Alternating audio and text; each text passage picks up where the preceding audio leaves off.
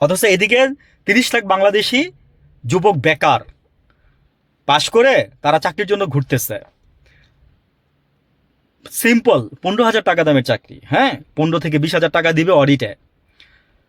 আপনার প্রথমে আমার কাছে সিভি চাইছিল, পরে আপনার মানে আমি দুজনকে দিচ্ছি। এনিওয়ে,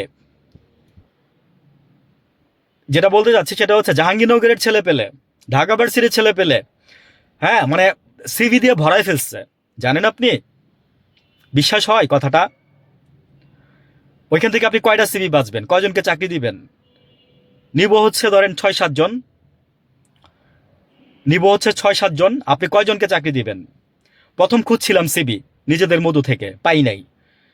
অডিটের চাকরি, অ্যাভারেজে মাসে আপনার প্রতিদিন ভাতা আছে 600 টাকা খাবার সহ, আর হচ্ছে আপনার এই টিএডিএ আছে, আর একটা মোটামুটি একটা স্মার্ট অনারিয়াম আছে।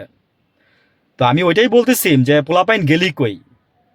আমাদের দেশের দাদারা, অন্য দেশের দাদারা হিসাব রূপপুর পারমাণবিক বিদ্যুৎ কেন্দ্র চালাবে, হ্যাঁ, আর আমরা এদিকে না খায়া মনে করেন যে আপনার রাস্তায় রাস্তায় ঘুরতেছি, স্যান্ডেল ক্ষয় করে ফেলতেছি চাকরির জন্য।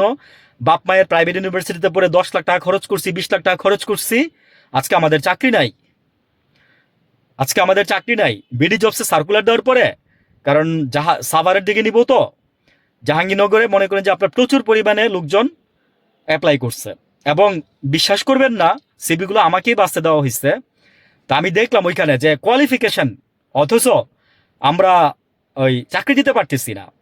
রূপ পারমাণবিক বিদ্যুৎ কেন্দ্রে দাদাদের দখলে, উচ্চ উচ্চ পর্যায়ের আপনার ইয়াগুলো, এগুলো তো আর অন্য সরকার করে না, এগুলো হাসিনার আমলে হয়তো বা নিয়োগ দিয়ে গেছিল আর কি, এটসেট্রা এনিথিং এলস। তো হোয়াটএভার, আমি জাস্ট এটার ভ্যালু বোঝানোর ট্রাই করলাম যে আমরা রাজনীতিই করি, আমরা রাজনীতি নিয়ে পড়ে থাকি, বুঝছেন?